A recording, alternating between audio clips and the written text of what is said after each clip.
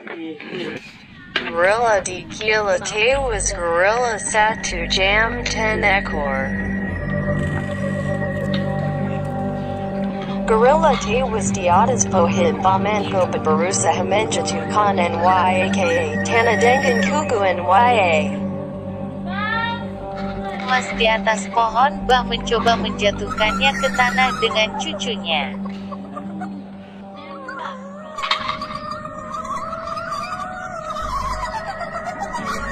Warga pun kaget melihat bah menembak gorila 10 butir peluru tewas gorila hingga jatuh ke tanah.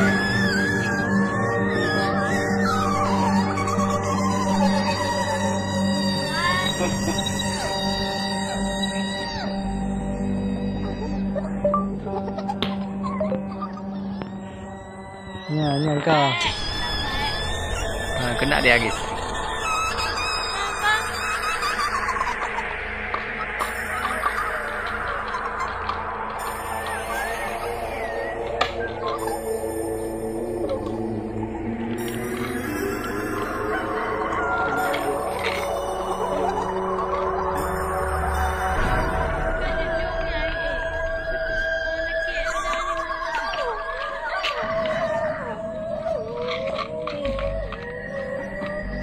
Cô chỉ cầm duyên đó rồi.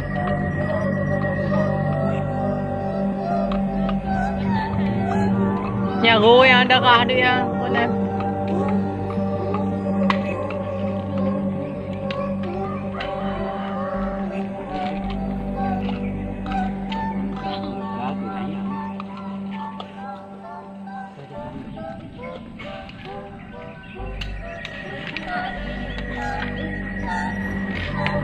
Sudah kena.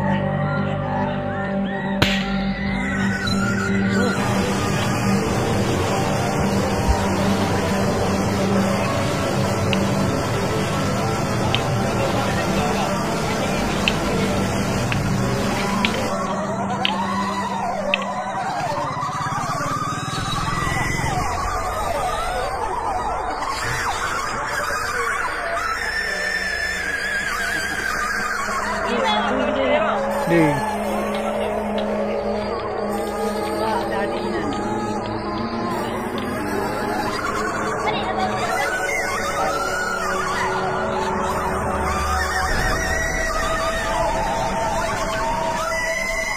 Tim Penembak gitu.